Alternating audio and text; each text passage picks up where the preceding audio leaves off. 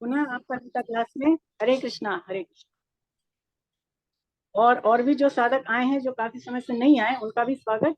बहुत बहुत आपका आभार कि आप आज समय निकाल करके आए और आगे आते रहें। तो शुरू करते हैं। हम लोग 13वां अध्याय लेंगे आज। 12 तक अपने हो चुके हैं, उसकी परीक्षा भी हो चुकी है। तो 13वां अध्याय का क्या शीर्षक है, क्या नाम है, बताएं, देख के बताएं पुस्तक में। क्षेत्र क्षेत्रज्ञ योग। क्षेत्र क्षेत्रज्ञ योग है ना। आप अपनी पुस्तक निकाल लें और उसमें ये अध्याय भी खोल लें आप, क्षेत्र क्षेत्रज्ञ योग। तो देखिए, हम लोगों ने गीता में 3 पड़ाव बनाए। 3 पड़ाव कौन कौन से? एक तो पहला से लेकर के 6ठा अध्याय तक, दूसरा 7 से लेकर 12 तक, और अब ये तीसरा पड़ाव जो कहां से कहां तक है, 13 से लेकर 18 अध्याय ना। तो पहले का जो 6 अध्याय थे उनको हमने किस श्रेणी में रखा कि वो जो है कर्म प्रधान श्रेणी में थे। मतलब उसमें भगवान ने कर्म प्रधान षटक उसको बोला गया, उसमें कर्म की ज्यादा बातें भगवान ने बताई है ना। और फिर भी जो बीच के अध्याय आए, जो 7 से 12 आए, उसमें भगवान ने मुख्यतः भक्ति की बातें बताई। भक्ति प्रधान षटक उसको हमने जाना। और अब ये जो अध्याय आएंगे 13 से लेकर 18 तक, इनको हम कहेंगे ज्ञान प्रधान षटक। ज्ञान प्रधान षटक यानी अब इसमें जो मुख्य बातें निकल करके आएंगी वो ज्ञान की आएंगी। और उसमें भी जो 13वां और 14वां अध्याय है वो मेनली ज्ञान के ऊपर ही फोकस करता है। इसमें जो मेन बातें भगवान ने बताई है वो ज्ञान योग के ऊपर ही बताई हुई। तो देखिए, जो ज्ञान योग है, जो हम लोगों ने शुरू में अध्याय लिए थे, दूसरे अध्याय से भगवान ने अपना दिव्य ज्ञान देना शुरू किया था, है ना। तो उसमें भगवान ने किस विषय से शुरू किया? कौन सा विषय भगवान लेकर के चले गीता को? शरीर शरीरी का, देही देही का, है ना। यही बातें हम लोगों ने शुरू में देखी। क्योंकि भगवान ने ये बात सबसे पहले क्यों की? क्योंकि ये बात जान लेना, इसको जान लेना बहुत ज्यादा जरूरी है कि हम क्या हैं। हम क्या हैं? हम शरीर हैं या हम शरीरी हैं? हम आत्मा है या हम शरीर हैं? इस बात को जान लेना हमारे लिए बड़ा आवश्यक था। इसीलिए भगवान ने उस वाले टॉपिक से, उस विषय से ही गीता का आरंभ किया। और अब भगवान पुनः 13वें अध्याय में उसी विषय पर आते हैं। जैसे उस समय भगवान ने प्रयोग किया शरीर शरीरी देह देही, और यहाँ पर भगवान उस चीज को नाम देते हैं क्षेत्र और क्षेत्रज्ञ। क्षेत्र और क्षेत्रज्ञ। क्षेत्र का मतलब क्या? क्षेत्र का मतलब ये कि जो कि अपने को ना जान सके और जो दूसरे को भी ना जान सके। क्षेत्रज्ञ का मतलब क्या? जो अपने को भी जान सके और जो दूसरे को भी जान सके। तो वही बातें पुनः भगवान हमें इस अध्याय में बताने वाले हैं। तो देखिए, जो ज्ञान योग था, तीन योग है भगवान की प्राप्ति। कौन कौन से? ज्ञान योग, कर्म योग और भक्ति योग। ये 3 योग हैं। तो ज्ञान योग में जो सबसे बड़ी बाधा आती है भगवान की तरफ चलने में, भगवान को प्राप्त करने में, वो आती है कि अपने आप की अहमता, अपना देहाभिमान, ये कि मैं शरीर ही हूँ, मैं शरीर हूँ, शरीर मेरा है, ऐसे जो है इसमें मुख्य बाधा आती है। तो इस जो हमारा ये जो बाधा है, ये जो देहाभिमान है, ये कैसे मिटे, इसको बताने के लिए ही भगवान ये वाला अध्याय हमें कहने वाले हैं गीता का ना। तो इसके ऊपर बढ़ते हैं। इसमें जो है पहला श्लोक लेंगे, पहला और दूसरा। तो जो अध्याय, जो साधक बताना चाहें, श्लोक पढ़ना चाहें, वो कृपया हैंड रेज कर दें, है ना। हैंड रेज कर दें। इस बार हमने ग्रुप में नहीं पूछा, आप वैसे ही बता दें। उषा जी ने हैंड रेज किया है, तो वो पहला और दूसरा श्लोक पढ़ें। उषा जी, उषा गुप्ता जी। हाँ, अब अनम्यूट करें अपने आप को, पढ़िए पहला हे पहला। कुंती पुत्र जी, हे कुंती पुत्र अर्जुन, यह रूप से कहे जाने वाले शरीर को क्षेत्र इस नाम से कहते हैं, और इस क्षेत्र को जो जानता है उसको ज्ञानी लोग क्षेत्रज्ञ इस नाम से कहते हैं।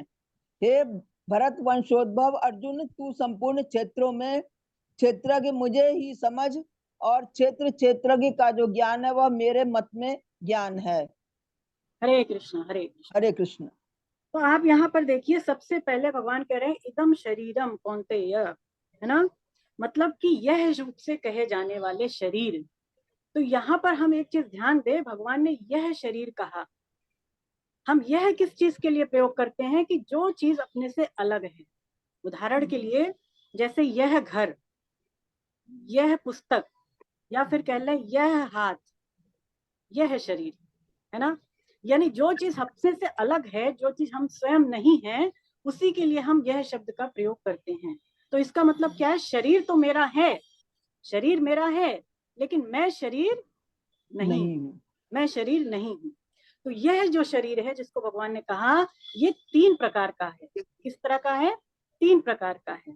एक तो हमारा ये जो स्थूल शरीर जो हमें दिखाई दे रहा है, और इसके अंदर 2 शरीर और हैं। एक इसके अंदर है सूक्ष्म शरीर, और एक इसके अंदर है कारण शरीर। तो इनको समझते हैं। पहला जो है स्थूल शरीर। जो स्थूल शरीर है हमारा, ये 5 तत्वों से बना हुआ है। पहले भी ये बात हमने की थी। कौन कौन से 5 तत्व? पृथ्वी, जल, आकाश, वायु और तेज। तेज मतलब अग्नि।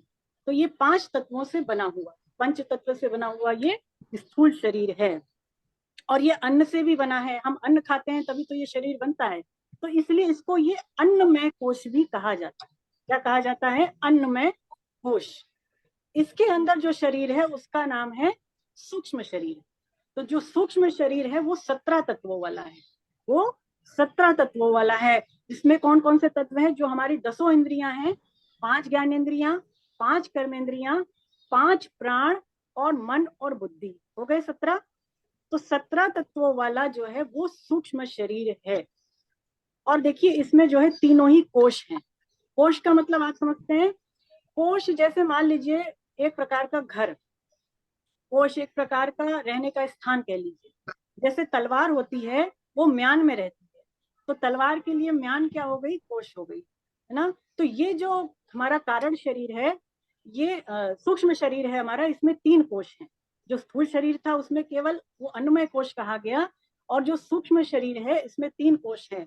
स्वामी जी समझाते हैं कि प्राण की प्रधानता से ये प्राणमय कोश कहलाता है, मन की प्रधानता से ये मनोमय कोश कहलाता है, बुद्धि की प्रधानता से ये विज्ञानमय कोश कहलाता है। और इसके अलावा एक शरीर और है हमारा जिसको कहते हैं कारण शरीर। कारण शरीर क्यों कहते हैं? स्वामी जी समझाते हैं कि जीव को बुद्धि से परे का ज्ञान होता नहीं। हमको होता है क्या बुद्धि से परे का ज्ञान? नहीं होता। तो इसी को अज्ञान कहा है। बुद्धि से परे का हमको ज्ञान नहीं है, उसी को अज्ञान कहा है। और ये अज्ञान ही सारे शरीरों का कारण होने से कारण शरीर कहलाता है ना। कारण शरीर मतलब कि अज्ञान, तो उसी को कहा है। और देखिए जब हमारी जागृत अवस्था होती है, जब हम जग रहे होते हैं, उस समय प्रधानता किसकी होती है? स्थूल शरीर की। स्वामी जी समझाते हैं कि जागृत अवस्था में तो स्थूल शरीर की प्रधानता होती है और उसमें सुख दुख का अनुभव हमें होता है। लेकिन जब हम स्वप्न अवस्था में होते हैं, स्वप्न देख रहे होते हैं, तो उस समय हमारे सूक्ष्म शरीर की प्रधानता होती है। और जब सूक्ष्म शरीर की प्रधानता होती है तो भी उसमें देखिए सुख दुख का हमें अनुभव होता है। लेकिन जब हम सुषुप्ति अवस्था में होते हैं तो उस समय हमारे जो कारण शरीर है, जो हमारा सूक्ष्म शरीर है और जो स्थूल शरीर है, हम उन दोनों को ही भूल चुके होते हैं। और सुषुप्ति अवस्था में जो है हमारे कारण शरीर की प्रधानता होती है ना। स्थूल शरीर में किसकी? स्थूल शरीर में तो हमारे जागृत अवस्था में स्थूल शरीर की, और इसके अलावा स्वप्न अवस्था में सूक्ष्म शरीर की, और इसके अलावा सुषुप्ति अवस्था में कारण शरीर की प्रधानता होती है। देखिए जो कारण शरीर में जब हम होते हैं तो हमारा जो मन है, हमारी जो बुद्धि है, ये सारी चीजें अविद्या में चली जाती है। मतलब ना तो हमें बुद्धि का पता होता है, ना हमें मन का पता होता है, ना हमें किसी शरीर का पता होता है। तो इस तरह से हम अज्ञान में होते हैं। और देखिए अज्ञान में भी एक तरह का सुख मिलता है। जब किसी को कुछ नहीं पता होता तब भी वो खुश होता है ना। तो अज्ञान में भी एक प्रकार का आनंद होता है। इसीलिए कारण शरीर को आनंदमय कोश भी कहते हैं। क्या कहते हैं? आनंदमय कोश कारण शरीर को कहते हैं। स्वामी जी समझाते हैं कि तीनों ही प्रकार के शरीरों को शरीर इसलिए कहा, शरीर कहने का तात्पर्य ये है कि ये बड़ी तेजी से बदल रहा है। स्वामी जी कहते हैं कि इतनी तेजी से बदल रहा है कि इसको हम दोबारा वैसा का वैसा नहीं देख सकते। क्यों? क्योंकि दोबारा देखने तक तो ये जो शरीर है ये बदल चुका होता है। और एक बात स्वामी जी बड़ी अच्छी बताते हैं कि अनंत ब्रह्मांड, अनंत ब्रह्मांड है सृष्टि में। तो अनंत ब्रह्मांड के अंतर्गत जितने भी शरीर हैं, खाली मनुष्य शरीर ही नहीं, इसको छोड़ दीजिए, इसके अलावा जितने भी शरीर हमें दिखाई दे रहे हैं, उन सारे शरीरों को तो हमें क्षेत्र जानना चाहिए, उनको हमें क्षेत्र जानना चाहिए। और जो जीवात्मा है, जो परमात्मा का अंश है, उसको हमें क्षेत्रज्ञ जानना चाहिए। वो जो है क्षेत्रज्ञ है, जो कि चेतन है। स्वामी जी समझाते हैं कि साधक को ये मानना चाहिए कि मैं क्षेत्र नहीं हूँ, प्रत्युत मैं क्षेत्र को जानने वाला क्षेत्रज्ञ हूँ। ऐसा हमें अभी अनुभव नहीं हो रहा है, लेकिन हमें मान लेना है कि मैं जो है क्षेत्रज्ञ हूँ। यहाँ पर एक ये भी बताया है कि शरीर जो है वो खेत की तरह से, शरीर कैसा है, जैसे एक खेत होता है ना जिसमें हम अन्न उगाते हैं, तो शरीर एक खेत के समान भी है। कैसे कि जैसे हम खेत में जब बीज बोते हैं तो उससे क्या होता है, उससे खेती होती है। मान लीजिए गेहूं का बीज बोएंगे तो क्या होगा कि गेहूं की फसल हो जाएगी, बाजरे का बोएंगे तो बाजरे की फसल हो जाएगी। ऐसे ही ये जो शरीर है वो एक खेत के समान है। जब हम खेत रूपी शरीर में ममता आसक्ति रूपी बीज बोते हैं तो उससे कर्म रूपी खेती होती है, उससे जो है कर्म रूपी खेती होती है। और जब हम इस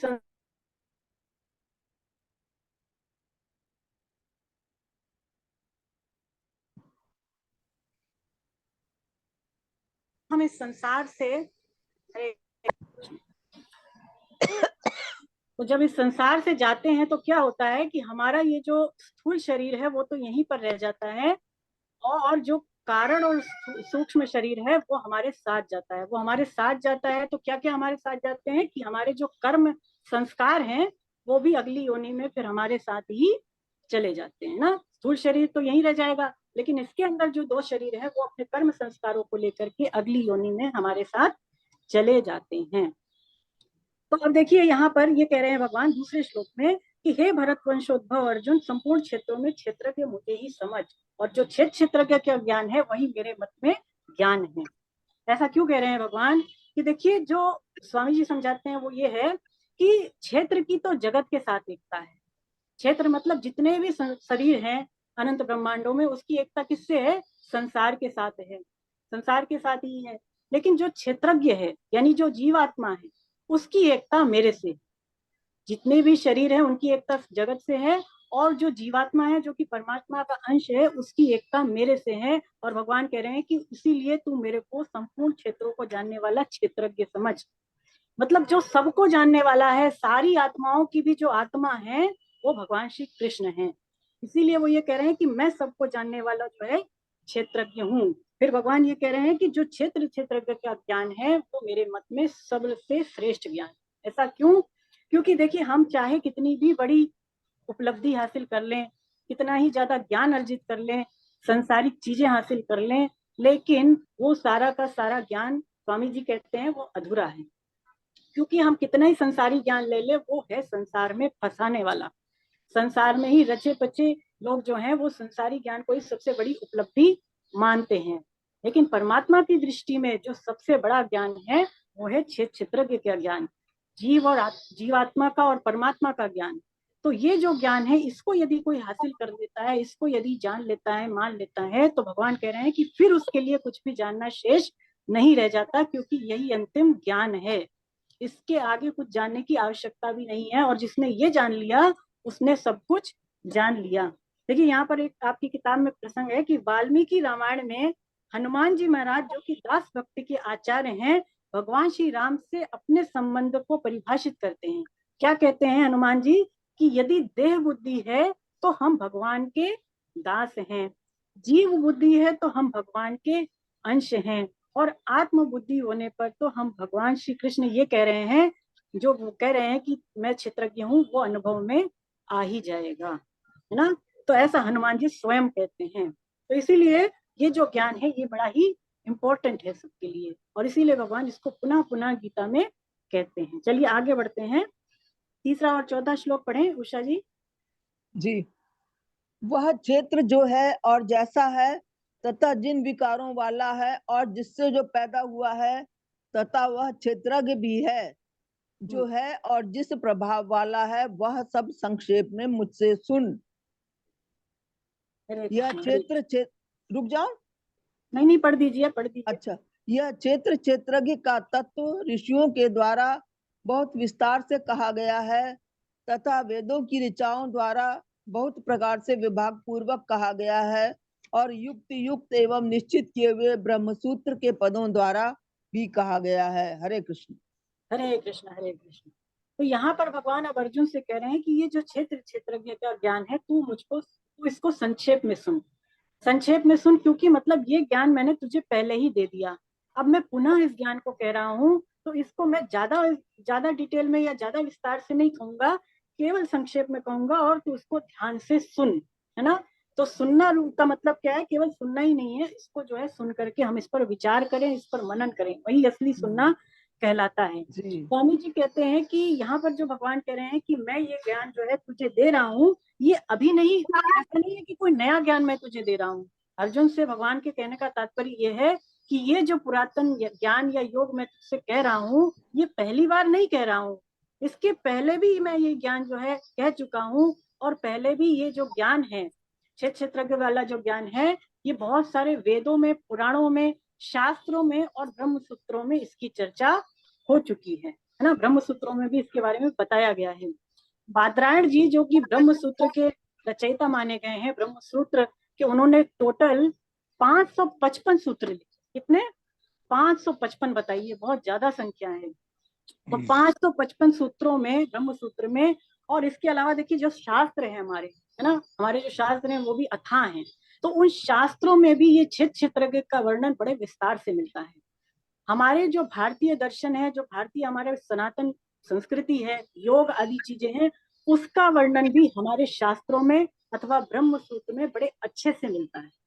इसी कारण से डॉक्टर राधा कृष्णा, जैसे बताया आपकी पुस्तक में, उन्होंने कहा है, क्या कहा, कि this is the final phase of human thought, ये मानवीय सोच की अंतिम सीमा है, इसके आगे तो कोई सोच भी नहीं सकता। क्योंकि देखिए हमारे जो वेद, हमारी जो धर्मशास्त्र है, उन्होंने इतना खुल करके हमारे अध्यात्म के बारे में लिखा है, इन सारे दर्शनों के बारे में लिखा है, भारतीय दर्शन, संस्कृति आदि चीजों के बारे में, कि उसके आगे और कोई जो व्यक्ति है या और कोई जो देश है वो लिख ही नहीं सकता, सोच ही नहीं सकता, है ना। ऐसा डॉक्टर राधा कृष्ण भी कहते हैं। चलिए 5वां और 6वां श्लोक पढ़े जी। उषा जी। हाँ जी। मूल प्रकृति और समष्टि बुद्धि, समष्टि अहंकार, 5 महाभूत और 10 इंद्रियां, एक मन तथा 5 इंद्रियों के 5 विषय, यही 24 तत्वों वाला क्षेत्र है। इच्छा, द्वेष, सुख दुख, संघात, चेतना और घृति, इन विकारों सहित यह क्षेत्र संक्षेप से कहा गया है। हरे कृष्ण। हरे कृष्ण। तो देखिए अब भगवान बता रहे हैं 5वें और 6ठे श्लोक में कि ये जो क्षेत्र है वो किन किन चीजों से बना है, कौन कौन तत्वों से ये क्षेत्र बना हुआ है, भगवान उसके बारे में बता रहे हैं, और इसमें क्या क्या विकार होते हैं क्षेत्र में, ये भी भगवान अब हमें बताने वाले हैं। तो देखिए इसमें क्या क्या नाम ले रहे हैं भगवान। पहले मूल प्रकृति। मूल प्रकृति जो है वो हमारी, ऐसा कहा जाता है कि वो जननी भी है। मूल प्रकृति को जननी, जगत धात्री, माता, इसके अलावा महद, ब्रह्म आदि नामों से कहा गया है। तो जब कुछ नहीं था, जब ये संसार ही नहीं था, जब मान लीजिए सृष्टि में कुछ भी नहीं था, जब प्रलय हो गई थी, तब क्या बच रहा था? केवल और केवल मूल प्रकृति, जिसको कि अव्यक्त भी कहा है ना। मूल प्रकृति को अव्यक्त भी कहा है, यानी कि जो सृष्टि की निराकार स्थिति थी, तब केवल और केवल जो रह रहा था शेष, वो केवल मूल प्रकृति थी। मूल प्रकृति में देखिए 3 गुण है ना। तो भगवान ने जब संकल्प लिया कि मैं एक रूपों से बहुत रूपों में हो जाऊं, तब क्या हुआ कि जो प्रकृति के गुण हैं, कौन कौन से गुण हैं? सत, रज और तम। तो इनमें फिर क्षोभ पैदा हो गया अचानक से अपने आप में। जब भगवान ने जैसे संकल्प लिया, तो भगवान के केवल संकल्प लेने मात्र से प्रकृति में क्षोभ पैदा हो गया, प्रकृति के गुणों में, और उसी से फिर आगे चल के बहुत सारी और चीजें पैदा हुई। जैसे भगवान इसमें कह रहे हैं समष्टि बुद्धि। समष्टि बुद्धि मतलब महतत्व भी जिसको कहा है, तो ये बुद्धि नहीं है, बुद्धि का ही सूक्ष्म रूप, यानी बुद्धि की परछाई हम कह लें। तो मूल प्रकृति से क्या पैदा हो गई? समष्टि बुद्धि पैदा हो गई। और फिर भगवान कह रहे हैं उसी से फिर समष्टि अहंकार भी पैदा हो गया, समष्टि अहंकार पैदा हो गया। और उसके बाद कर्म भगवान बताते हैं कि 5 महाभूत, 5 महाभूत आप समझते हैं, पृथ्वी, जल, आकाश, वायु और तेज, है ना। ये चीजें फिर जो है एक के बाद एक पैदा होती चली गई। इनको हम इनकी संतानें भी कह सकते हैं। तो पंच महाभूतों की जो संतानें हुई वो फिर क्या हुई, 10 इंद्रियां, एक मन, है ना। ये 11 जो है वो किसकी संतानें हुई, पंच महाभूतों की संतानें मानी। और फिर जो पांचों इंद्रियां हैं और जो एक मन है, नहीं नहीं, 10 इंद्रियां और एक जो मन है, इनसे जो चीज पैदा हुई वो है 5 विषय। वो फिर 5 विषयों को भी पैदा कर देती हैं। यानी कि हम ऐसा मान लें कि जो 10 इंद्रियां हैं वो गौ के समान है, और गौएं जो है वो चरने जाती हैं। तो गौओं का जो चारा है यहाँ पर वो विषय है, इसीलिए विषयों को गोचर भी कहा है। तो इंद्रियां जिस जिस रास्ते पर जा रही हैं, वो इंद्रियों का जो चारा है, जो गौ रूपी इंद्रियां हैं, वो फिर गोचर कहलाए, है ना। तो इस प्रकार से ये क्षेत्र जो है वो कितने तत्वों का हो गया, 24 तत्वों 24। वाला ये क्षेत्र भी हो गया। और एक बात ये भी है कि ये जो 10 इंद्रियां हैं और एक जो मन है और इसके अलावा जो 5 विषय हैं, ये प्रकृति विकृति भी कहलाए। प्रकृति विकृति भी कहलाए, क्यों कहलाए, विकृति इसलिए कहलाए क्योंकि ये ये प्रकृति जो मूल प्रकृति है उसमें विकार होने से जो है पैदा हुए, है ना। ये जो चीजें हैं यानी कि 10 इंद्रियां, मन और एक 5 विषय, ये प्रकृति मूल प्रकृति में जब विकार हुआ, क्षोभ हुआ, इसी से पैदा हुए, इसलिए तो ये विकृति कहलाए। और ये प्रकृति इसलिए कहलाए क्योंकि ये प्रकृति आगे चल करके जाकर के 16 तत्वों को और भी पैदा करते हैं, इसलिए ये प्रकृति भी कहलाए। प्रकृति का अर्थ क्या, प्र मतलब पहले और कृति मतलब कार्य। तो जो सबसे पहला कार्य है उसी को प्रकृति कहा जाएगा, है ना। तो ये जो चीजें हैं प्रकृति विकृति। और केवल विकृति किसको कहा, केवल विकृति कहा कि जो समष्टि बुद्धि है, इसके अलावा जो समष्टि अहंकार है और पंच महाभूत, इसको क्या कहा, इसको विकृति कहा। विकृति मतलब क्या, कि ये आगे चल करके कुछ भी चीजें उत्पन्न नहीं करती, ये यहीं पर समाप्त हो जाती हैं। तो इसीलिए इसको केवल विकृति कहा, है ना। तो प्रकृति विकृति और विकृति दोनों अलग अलग चीजें हैं। अब देखिए जो समष्टि बुद्धि है यानी जो महतत्व है, इसी से ये जो सृष्टि है ये चल पड़ी, यानी ये सृष्टि का बीज मानी गई, है ना। जो ये समष्टि बुद्धि, जो बुद्धि की परछाई है, वो जो पैदा हुई उसी से सृष्टि चल पड़ी, वो सृष्टि का बीज मानी गई। और इसी से जैसे भगवान कह रहे हैं फिर आगे चल के अहंकार पैदा हुआ, और अहंकार से फिर समष्टि भेद भी पैदा हो गया। और समष्टि भेद पैदा होने से फिर स्वामी जी कहते हैं कि व्यष्टि के कई भाग भी पैदा हो गए। व्यष्टि का मतलब क्या, व्यष्टि का मतलब कि जो जीव बना है, यानी जीव के होनेपन का जो हमें अभी एहसास हो रहा है उसी को व्यष्टि कहा। लेकिन वास्तव में जीवपना केवल माना हुआ है, वास्तव में जीवात्मा भी किसका अंश है, वो भी परमात्मा का ही अंश है। यानी जब कुछ नहीं था, जब कुछ नहीं रह जाएगा, तब भी क्या बचेगा, केवल परम ब्रह्म ही श्रेष्ठ रह जाएगा। तो इसलिए जो जीव का जीवपना है, स्वामी जी कहते हैं वो भी माना हुआ है, वस्तुतः वो भी कुछ है नहीं, है ना। क्योंकि जब सब कुछ खत्म हो जाता है, जब प्रलय हो जाती है, तब केवल और केवल परमात्मा ही शेष रह जाते हैं। स्वामी जी कहते हैं, अब देखिए भगवान जो है विकार बता रहे हैं, क्षेत्र में क्या क्या विकार हैं, वो 7 हैं, इच्छा, द्वेष, सुख, दुख, संघात, चेतना और धृति। तो इनको एक एक समझें। इच्छा, पहली चीज जो पहला विकार हुआ क्षेत्र में वो क्या है, इच्छा। तो इच्छा हमने गीता में पहले ही देखा, 3रे अध्याय में, इच्छा का मतलब कामना। तो कामना क्या है, कामना क्या है बताएं, कामना ही समस्त पापों की, दुखों की जड़ है, ऐसा भगवान ने कहा 3रे अध्याय में ये बात कही।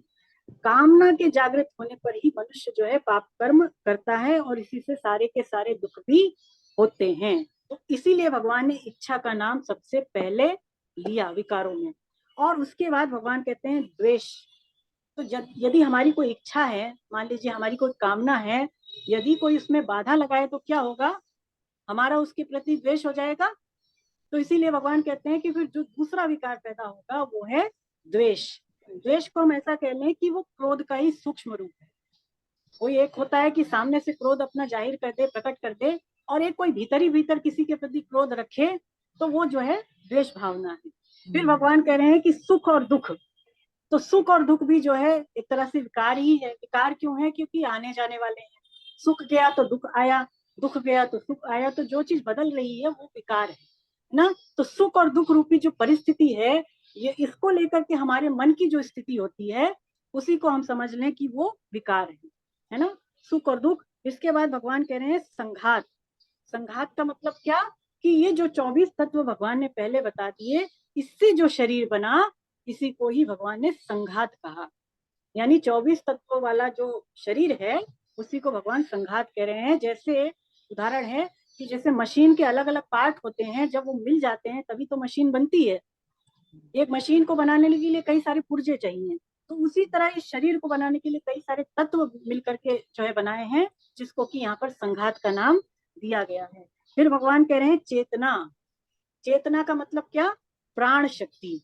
यानी हमारे इस शरीर में जो प्राण चल रहे हैं, प्राण वायु, प्राण वायु आप समझते हैं ना, कि जो वायु आ जा रही है हमारे अंदर से बाहर, बाहर से अंदर, तो वो प्राण शक्ति जो है, उसी को यहाँ पर चेतना, उसी को यहाँ पर चेतना कहा है। एक जो जीवित व्यक्ति है, और एक मान लीजिए कोई मरा हुआ व्यक्ति है। एक व्यक्ति है मान लीजिए जो जीवित है और सो रहा है, और एक व्यक्ति है जो मृत है, तो उसमें आप कैसे अंतर कर पाएंगे। उसकी जो उसके प्राण वायु है, सारे योग, हाँ, प्राण वायु से ही तो उसमें पता योग है। चलेगा कि इन दोनों में अंतर है। तो प्राण वायु से ही पता चलता है कि दोनों में भेद है। लेकिन ये देखिए, जो प्राण शक्ति है ये क्रियात्मक है, चल रही है ना। ये प्राण वायु चली तो रही है, आ जा रही है, तो क्रियात्मक होने से ये राजसी मानी गई। ये क्या मानी गई है, क्योंकि कर्म कर रही है ना ये भी, तो ये राजसी कहलाती है। और क्योंकि ये नष्ट भी हो रही है, हमारी जो प्राण वायु वो निरंतर नष्ट हो रही है, इस कारण से ये जो है विकार भी मानी गई है ना। फिर भगवान आगे इसमें नाम ले रहे हैं धृति। धृति का क्या अर्थ है, कि बुद्धि जो भी निर्णय लेती है, उसको जो धारण करती है शक्ति, उसको जो धारण करने की शक्ति है, उसी को ही धृति कहा है। अब धृति भी एक विकार है। धृति विकार क्यों है, क्योंकि देखिए हम कभी तो अच्छी बातों को धारण करते हैं, और कभी हम बुरी बातों को भी धारण कर लेते हैं। तो इस तरह से क्योंकि एक ही चीज को धारण नहीं कर रहे हैं, तो भी एक विकार ही मानी गई है। तो इस तरह से जो है, ये जो 7 विकार हैं वो इस शरीर में यानी क्षेत्र में पाए गए हैं। स्वामी जी समझाते हैं कि जब क्षेत्रज्ञ यानी जीव वो शरीर के साथ यानी क्षेत्र के साथ संबंध जोड़ लेता है, तो फिर उसमें ये सारे के सारे विकार आ जाते हैं। लेकिन ये सारे विकार मिटाए जा सकते हैं। क्यों मिटाए जा सकते हैं, क्योंकि क्षेत्र के साथ स्वामी जी कहते हैं क्षेत्रज्ञ का संबंध वास्तविक नहीं है, माना हुआ है, माना हुआ है। इस कारण से ये विकार भी मिटाए जा सकते हैं, है ना। समझ में आया, अगर नहीं आया तो आप पूछ लें, है ना, इस श्लोक को, क्योंकि ये जो श्लोक है कुछ वैसे हैं जो इजीली नहीं समझ में आते हैं, है जरा ना। मैम फिर से बता दें। आपको क्या बताएं, विकार बताएं अब जो या भी क्षेत्र श्लोक बताएं। है ये अभी कंसेप्ट क्लियर नहीं हुआ है। कंसेप्ट आप खुद से पढ़ें, जो आपकी पुस्तक में दिया ना इसको दोबारा पढ़ें। देखिए इसमें यही बताया है कि एक तो ये क्षेत्र जो शरीर है ना, जी शरीर किन जी किन चीजों से बना है, तो 24 तत्वों के भगवान नाम लेते हैं। तो उसमें एक एक तत्व जो है इसमें समझाया हुआ है ना, 24 तत्व कौन कौन से हैं, और ये कैसे इस शरीर का निर्माण करते हैं, जिसको क्षेत्र कहा है, तो वो बताया। और एक बार ये शरीर हमने अपने आप को मान लिया, तो इसमें जो भी चेंजेस होते हैं, जो भी चेंजेस होते हैं, जैसे सुख दुख इच्छा द्वेष आदि जो हमारे अंदर विकार आ रहे हैं, वो वस्तुतः है क्या, फिर उसकी परिभाषा दी हुई है ना। जी पढ़ें आप, समझ में आ जाएगा आपको। एक बार खुद से पढ़ें अथवा पढ़ के आए, आप गीता क्लास में आए एक बार, तो स्वयं से जी पढ़ के आए तो आपको अच्छा समझ में आएगा, है ना। चलिए अब आगे बढ़े, 7वां और 8वां। अब उषा जी आप रुक जाएं। हाँ अब जी। मैं नलिनी जी को रिक्वेस्ट करूंगी कि वो पढ़ें 7वां और 8वां श्लोक। एक मिनट मैडम। हाँ अब अनम्यूट करें आप। हरे कृष्णा। हरे कृष्ण मैम। हरे कृष्णा। अपने में श्रेष्ठता का भाव न होना, दिखावटीपन न होना, अहिंसा, क्षमा, सरलता, गुरु की सेवा, बाहर भीतर की शुद्धि, स्थिरता और मन का वश में होना, इंद्रियों के विषयों में वैराग्य का होना, अहंकार का भी न होना, और जन्म मृत्यु वृद्धावस्था तथा व्याधियों में दुख रूप दोषों को बार बार देखना। हरे कृष्णा। मैम हरे अगला भी कृष्णा। पढ़ो। नहीं नहीं, बस अभी ये 2 पढ़िए, पहले इनको समझे। तो देखिए, अब भगवान बता रहे हैं कि ये जो शरीर के साथ हमने संबंध मान लिया, क्षेत्र के साथ, इसको मिटाने के लिए क्या क्या हम साधन कर सकते हैं। तो अब भगवान आगे के जो 5 श्लोक आएंगे, इसमें क्षेत्र के साथ माने हुए संबंध को मिटाने के लिए भगवान 20 साधनों का वर्णन करने वाले हैं, है ना। तो ये हम समझे कि कैसे हम अपने आप को क्षेत्र की समझ सकते हैं। तो इसमें पहली चीज क्या है कि अपने में श्रेष्ठता का भाव ना होना। हम सभी समझते हैं कि जब हम अपने आप को बहुत ज्यादा दिखावे में दिखावा करते हैं, किसी के सामने अपने आप को श्रेष्ठ समझते हैं, किस चीज को लेकर के, अपने गुणों को लेकर के, अपने रूप को लेकर के, और अपने विद्या को लेकर के, आदि आदि, अपने कुल को लेकर के, धर्म को लेकर के, है ना, परिस्थिति को लेकर के, जब हम अपने आप को ज्यादा श्रेष्ठ समझते हैं तो इससे क्या होता है कि हमारा देहाभिमान पुष्ट होता है। फिर जो शरीर हम अपने आप को मान रहे हैं, फिर हम मानते ही रहेंगे, इससे फिर हम रहित नहीं हो सकते। तो यही पहली चीज भगवान कह रहे हैं कि अपने में श्रेष्ठता का भाव ना होना। किसी भी चीज को लेकर के अपने को ज्यादा जो है नहीं समझना चाहिए, है ना। और ये हमारे में नहीं आने पाए, इसके लिए उपाय क्या है? उपाय ये है कि हम दूसरों को मान देना सीखें।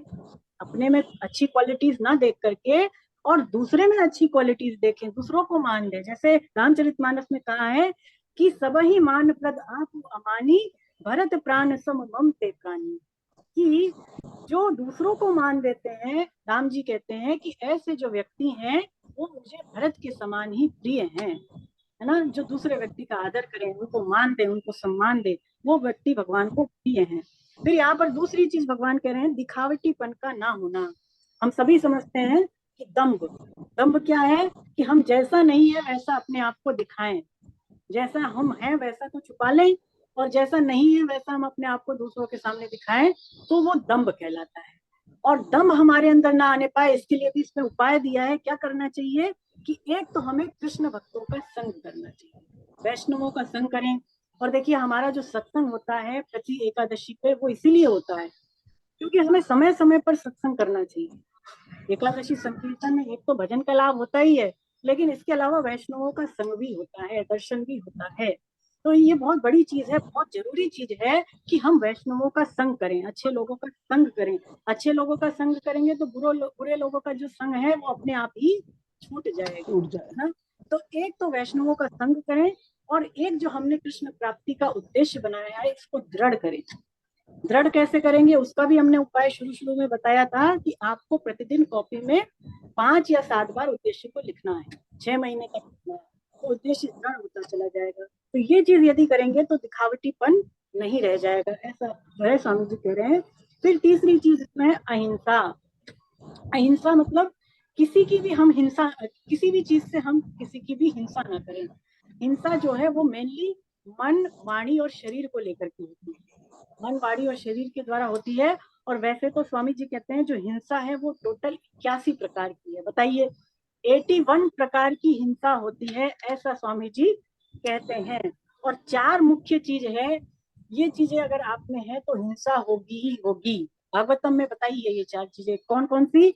यदि आप मांस का सेवन करते हैं, मदिरा पान करते हैं, जुआ आदि चीजों में आप प्रवृत्त हैं, और यदि यौन संबंध, अगर ये 4 चीजें होंगी तो उस जगह पर हिंसा होगी ही होगी। और देखिए, जो कलयुग का वास है, जो कलयुग का डेरा है, वो भी इन 4 जगहों पर पाया ही जाता है ना। तो इन 4 चीजों का त्याग करें, ऐसा करने से हम अहिंसक हो सकते हैं। फिर चौथी यहाँ पे क्या बताई मैम आपने? चौथी क्या बताई है? चौथा यौन संबंध है ना, यौन संबंध है ना, अच्छा पुस्तक में है अच्छा आपके। हाँ, अच्छा। तो अब देखिए भगवान आगे क्या बता रहे हैं कि क्षमा, क्षमा जिसको कि शांति कहा है संस्कृत में, है ना। तो सहनशीलता हमारे अंदर होनी चाहिए। मान लीजिए किसी ने हमारे प्रति कोई अपराध कर दिया, कोई हमारा बुरा कर दिया, तो हम उसको सह जाएं, और हम ये ना सोचे कि भगवान इसका बुरा करे। स्वामी जी कहते हैं कि अपने प्रति अपराध करने वाले को उसके बिना माफी मांगे ही क्षमा कर देना वास्तविक क्षमा है। उसके बिना माफी मांगे हम उसको माफ कर दें, तो ये क्षमा है। फिर आगे भगवान कह रहे हैं सरलता। सरलता भी देखिए, यहाँ पर इसको संस्कृत में आर्जवम कहा। मन, वाणी और शरीर की सरलता है जो आर्जवम कहलाती है, और जो केवल मन की सरलता है इसको मार्दवम कहते हैं ना। तो हम सरल बने, वाणी में सरलता लाएं, शरीर में सरलता लाएं, और मन में सरलता लाएं।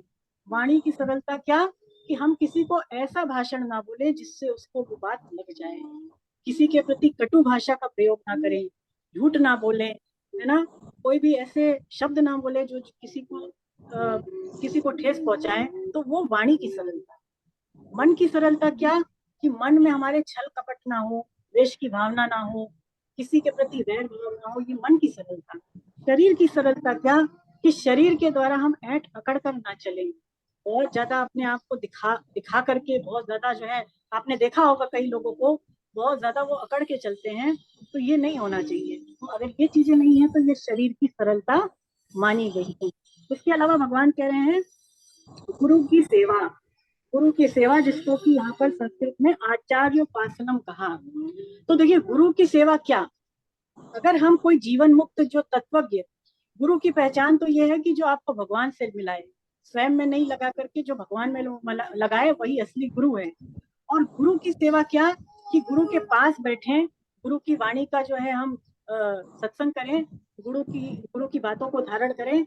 और जो गुरु की सबसे बड़ी सेवा है वो ये बताई है शास्त्रों में, कि हम उनकी आज्ञा का पालन करें, जैसा हमें गुरु निर्देश दे हम उसका यथा योग्य पालन करें। तो ये उनकी सबसे बड़ी सेवा मानी गई है ना। यानी गुरु जैसा करे वैसा नहीं करें, गुरु जो कहें उसको करें। फिर इसके अलावा भगवान कह रहे हैं बाहर भीतर की शुद्धि, जिसको कि शौच कहा। तो बाहरी तौर पर हम शुद्धि कैसे करते हैं शरीर की, या तो जल से करते हैं अथवा मिट्टी से करते हैं, तो ये बाहरी तौर पर शुद्धि हो गई। भीतरी जो हमारी शुद्धि होती है वो होती है मन की शुद्धि। तो मन शुद्ध कैसे होगा हमारा, मन शुद्ध होगा जब हमें तत्व ज्ञान हो जाएगा, यानी परमात्मा का ज्ञान कह लें, तत्व ज्ञान कह लें, आत्मज्ञान कह लें। जब ये हमें अर्जित हो जाएगा, प्राप्त हो जाएगा, तो उससे हमारा मन भी, अंतःकरण भी शुद्ध होने लग जाएगा, है ना। तो मन की शुद्धता, भीतर और बाहर की शुद्धि। फिर भगवान कह रहे हैं कि मन का वश में होना। तो मन से यहाँ पर तात्पर्य आत्मा से भी है ना। तो आत्मा का वश में होना, आत्मा हमारी जो है वश में कैसे होगी, कि जब हम इसको भगवान में लगाएंगे, जब हम स्वयं का अनुभव करेंगे। और इसके लिए दो चीजें बड़ी आवश्यक है। कौन कौन सी, एक तो वैराग्य, और दूसरा है इसमें अहंकार का पहले भी ना बताया, होना। आप बताएं कौन बता रही हैं। अहंकार का भी ना होना। अभ्यास, है ना, अभ्यास और वैराग्य।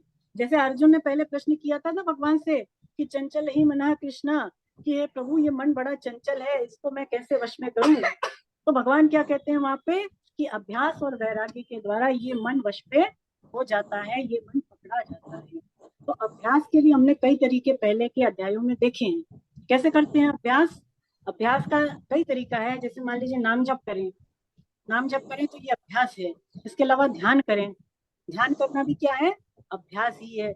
ऐसे पिछले अध्याय में आप जाएं और भी अभ्यास के तरीके, अथवा साधक संजीवनी में आप देखें अभ्यास के तरीके दिए हुए हैं। वैराग्य कैसे आएगा हमारे अंदर, वैराग्य के भी कई तरीके पहले हमने डिस्कस किए। कैसे, जैसे एक तो हम ये मान ले कि हम तो वैसे के वैसे ही हैं, पर ये जो हमारा शरीर है ये कैसा है, ये निरंतर नष्ट हो रहा है। पहले हम बच्चे थे, अब हम युवावस्था में आ गए, फिर हम वृद्धावस्था में आ गए। तो हमारे अंदर कोई है जो वैसा का वैसा है, लेकिन हम जो है, जो हमारा शरीर है वो निरंतर बदल रहा है। इसका मतलब हम कोई और हैं। तो इस तरह से जब इस चीज पर विचार करते हैं, मनन करते हैं, तो फिर हमारे अंदर वैराग्य आता है। दूसरा वैराग्य लाने का तरीका स्वामी जी बताते हैं, कि जिनको हम अपना मानते हैं, जो हमारे संबंधी हैं, हम उनकी सेवा करें, हम उनको सुख पहुंचाएं, तो भी हमारे अंदर क्या आ जाएगा, वैराग्य, है ना। तो वैराग्य भगवान बता रहे हैं। फिर आगे क्या बताते हैं, कि अहंकार का भी ना होना, अहंकार का भी ना होना। तो देखिए हम क्या है, परमात्मा के अंश, हमें वांशु जीव लोके जीव भूत सनातना, है ना। तो हम भगवान के अंश हैं, लेकिन हम भगवान के अंश होते हुए भी इस शरीर संसार से संबंध जोड़ लिए और अपने आप को भोक्ता मान लिए, प्रकृति के साथ संबंध जोड़ लिए और प्रकृति से सुख लेना चाहते हैं, यानी प्रकृति का हम भोक्ता बनना चाहते हैं। तो अगर प्रकृति का हम भोक्ता बनना चाहते हैं, कर्ता और भोग, अगर हमारे में अंदर अहंकार है, तो फिर हम कर्ता और भोक्ता होंगे ही। अहंकार किस चीज का, कि हम शरीर हैं, हम तो करने वाले हैं, कर्तापन भी है हमारे में और भोक्तापन भी है। तो फिर क्या होगा, इससे बंधन भी हो जाएगा। यदि हम कर्ता मान रहे हैं अपने आप को, तो हम भोक्ता भी बन जाएंगे। और एक कर्ता और भोक्ता यदि अपने आप को मान लिया, तो फिर बंधन में पड़ जाएंगे, फिर भव चक्र में हम पड़ जाएंगे। इसीलिए भगवान कह रहे हैं कि अहंकार का भी ना होना। फिर यहाँ पर कह रहे हैं जन्म मृत्यु जरा व्याधि दुख रूप को दोषों को बार बार देखना। हमने पहले भी डिस्कस किया कि जन्म के समय बड़ा कष्ट है ना। जेल से जब एक शिशु बाहर आता है तो स्वामी जी ने पहले ही ये बता दिया कि बड़ा उसको कष्ट होता है। जैसे मान लीजिए 100 बिच्छू आपके शरीर में डंक मारे तो आपको कितना कष्ट होगा, एक बिच्छू के मारने पर ही कितना होगा। तो उसी तरह से जेल से जब बच्चा शिशु बाहर आता है उसको बड़ा कष्ट होता है। इसी तरह से जो है भगवान कह रहे हैं कि मृत्यु के समय भी बड़ा कष्ट होता है, क्योंकि मृत्यु के समय भी देखिए पसीने छूट जाते हैं, है ना। हाथ पैर जो है बिल्कुल ढीले पड़ जाते हैं और एकदम से मतलब जिसके ऊपर आता है ये वही उसी को पता चलता है। तो मृत्यु भी बड़ी कष्टदायी है। इसी तरह से वृद्धावस्था में हम देखते ही हैं, हमें प्रमाण की जरूरत नहीं है कि बहुत सारी बीमारियां, शरीर काम करता नहीं है, घर वाले शब्द कहते हैं उल्टा सीधा कह देते हैं। तो इस प्रकार से वृद्धावस्था भी दुख भरी होती है। और इसके अलावा व्याधि का मतलब क्या है, बीमारी हारी। तो जब बीमारी हारी हो जाती है शरीर में और जब डॉक्टर जवाब दे देते हैं तो उस व्यक्ति को, जिसको पता है कि भाई अब मैं नहीं बचने वाला या अब मैं कुछ दिन का मेहमान हूँ, तो उसकी क्या स्थिति होती होगी बताइए। या फिर डॉक्टर कह दे कि ठीक है अब आप जीवन भर बेड रेस्ट करिए, तब आपकी क्या स्थिति होगी बताइए। तो जो बीमारी है जिसको होती है देखिए उसी को पता चलता है। हम तो केवल डिस्कस कर सकते हैं, शब्दों में बातचीत कर सकते हैं, लेकिन हम बीमार व्यक्ति का दर्द महसूस नहीं कर सकते। जिसको जिस चीज का दर्द है ये वही समझ सकता है जिसको हो रहा है ना। हम दवाई दे देंगे, उसको डॉक्टर को दिखा देंगे, आदि आदि चीजें कह लेंगे, लेकिन भुगतने वाला, उसको झेलने वाला, सहन करने वाला वो स्वयं है खुद तो होता है। इसलिए बीमारी भी जो है बड़ी दुखदाई होती है। भगवान कह रहे हैं कि इन दोषों को बार बार देखना। देखने का मतलब क्या, हमने पहले ये जाना कि एक तो दुख का भोग होता है और एक दुख का प्रभाव होता है। दो चीजें होती हैं, एक तो दुख को भोगे और एक दुख का प्रभाव। दुख का भोग करना क्या, कि यदि हमारे ऊपर दुख आए और उसमें हम दुखी हो जाएं, उसमें हम रोने लग जाएं, दुखी हो जाएं बहुत ज्यादा, तो वो दुख का भोग करना हुआ। और एक होता है दुख का प्रभाव।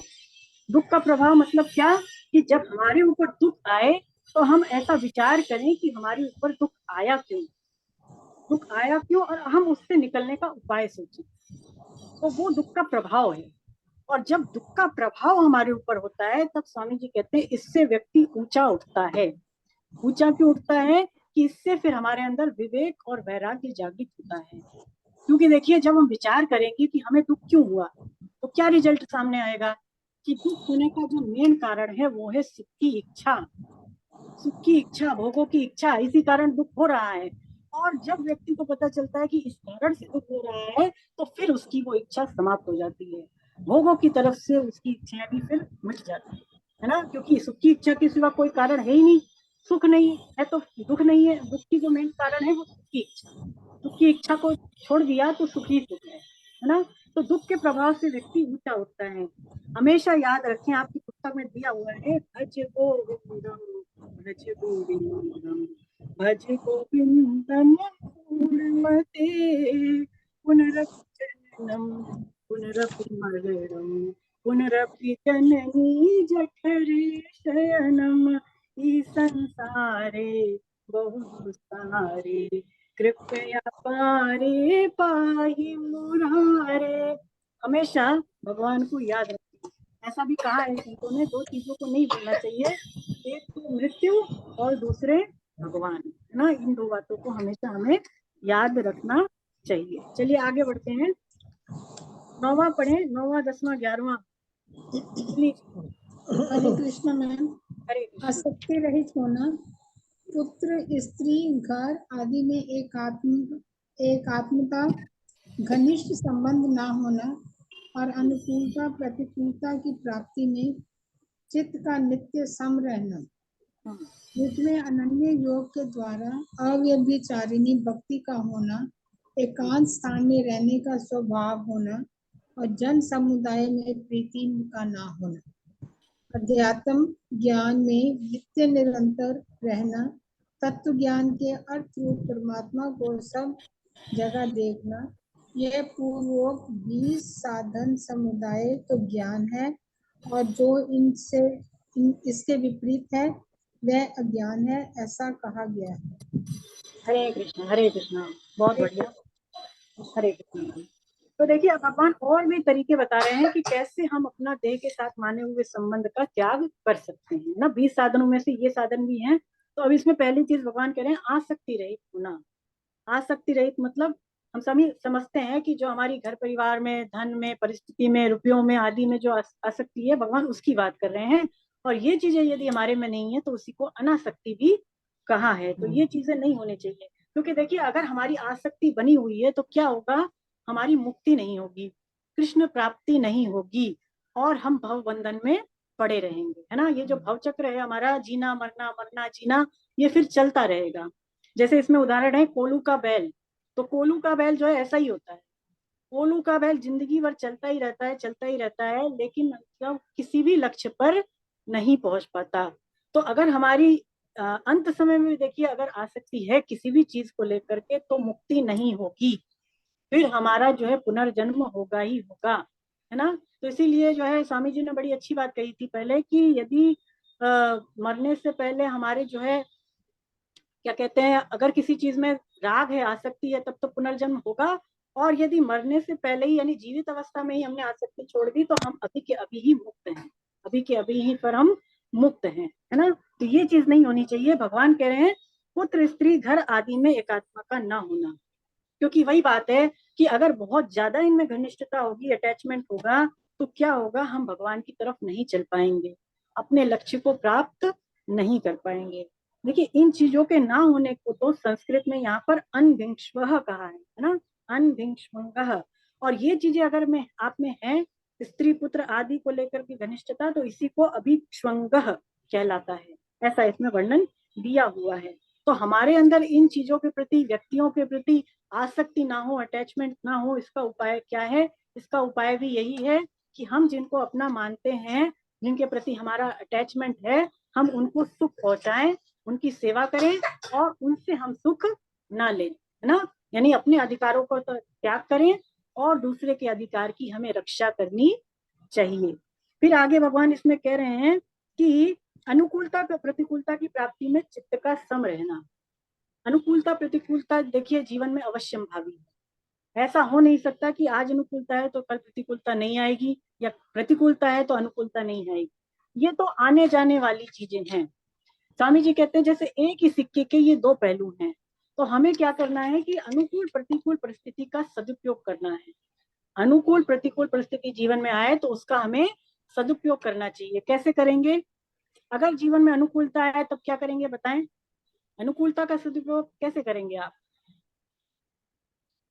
भगवान ने हमें जो कुछ भी अनुकूल चीजें दे दी, योग्यता दे दी, पद दे दिया, रुपया दे दिया, सामर्थ्य दे दी, जो कुछ भी अनुकूल चीजें हमें मिली हुई हैं, उसे हम दूसरों की सेवा में लगाएं, उससे हम दूसरों की सेवा में लगाएं तो अनुकूल चीज का सदुपयोग हो जाएगा, है ना। अनुकूल व्यक्ति अथवा अनुकूल वस्तु अथवा अनुकूल परिस्थिति जो कुछ भी हमें प्राप्त हो, उन्हें हम दूसरों की सेवा में ही लगा दें, वो अनुकूलता का सदुपयोग है। प्रतिकूलता का सदुपयोग क्या? कि जीवन में जब भी प्रतिकूल परिस्थिति आए तो उसमें हम दुखी ना हो, उसमें हम दुखी ना हो और अनुकूल इच्छा का त्याग कर दें, तो वो प्रतिकूलता का सदुपयोग है ना। तो दोनों ही परिस्थितियों का हमें सदुपयोग करना है, मिसयूज नहीं करना है, इसका यूज करना है। तो ऐसा यदि करेंगे तो फिर जैसा भगवान कह रहे हैं कि देहासक्ति मिटती है। देखिए जो सामान्य जीव है, जो साधारण व्यक्ति है, उसका जो चित्त है, उसका जो मन है, वो एक छोटे से जलाशय की तरह होता है, या कह लें छोटे से सरोवर की तरह होता है, कि जिसमें अगर एक छोटा हाथी का बच्चा भी आ जाए छोटे से जलाशय में, छप छप करे, तो उसमें हलचल पैदा हो जाएगी।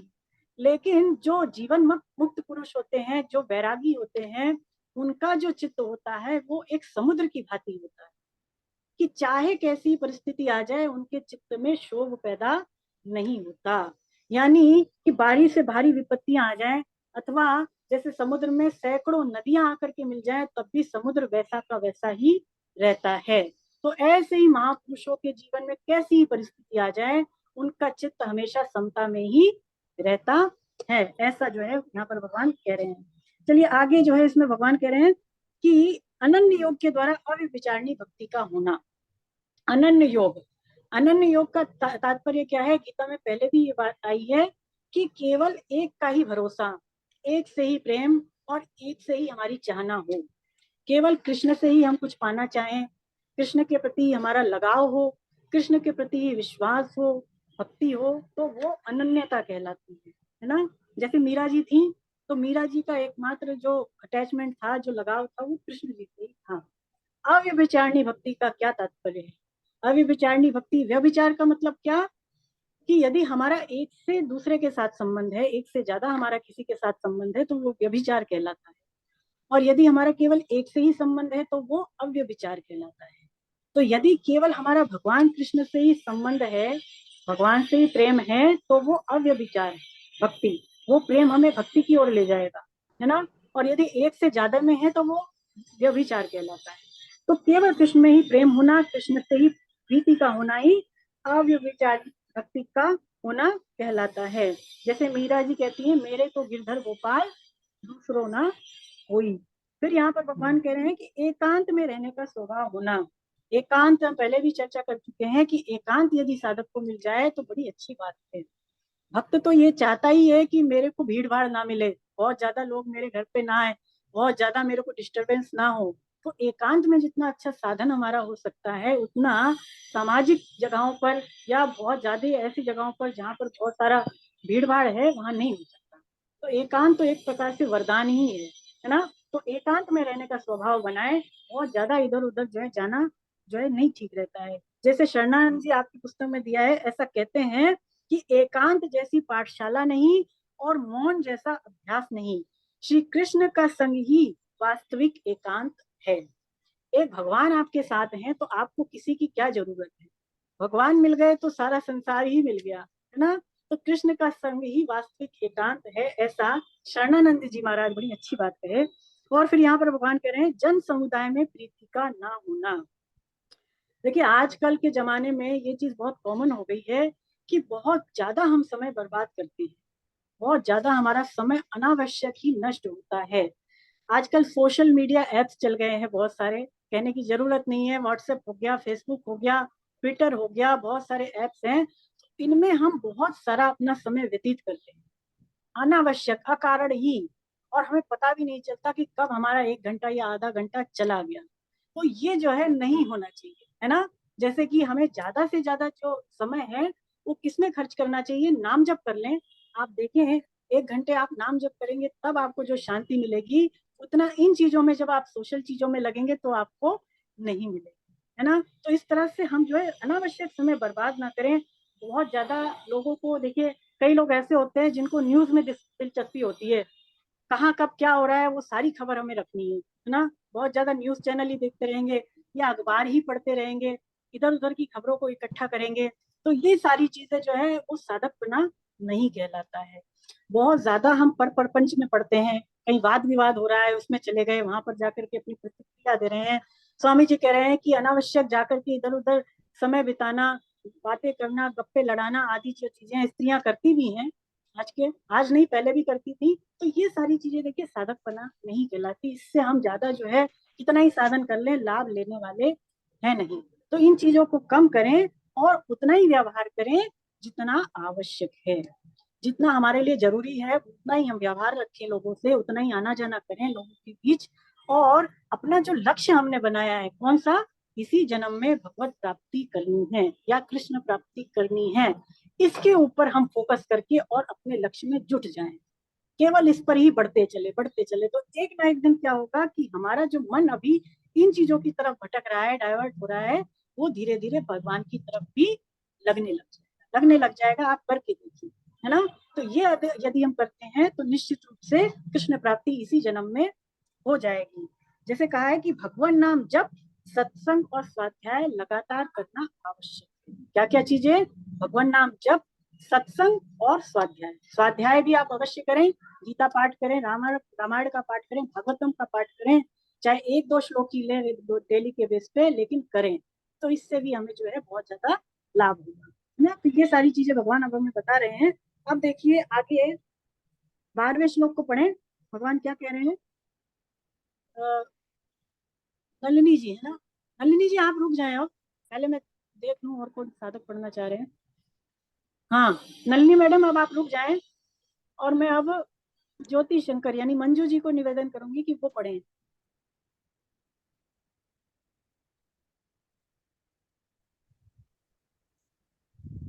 हरे कृष्णा मैम। हरे कृष्णा हरे कृष्णा। हरे कृष्ण।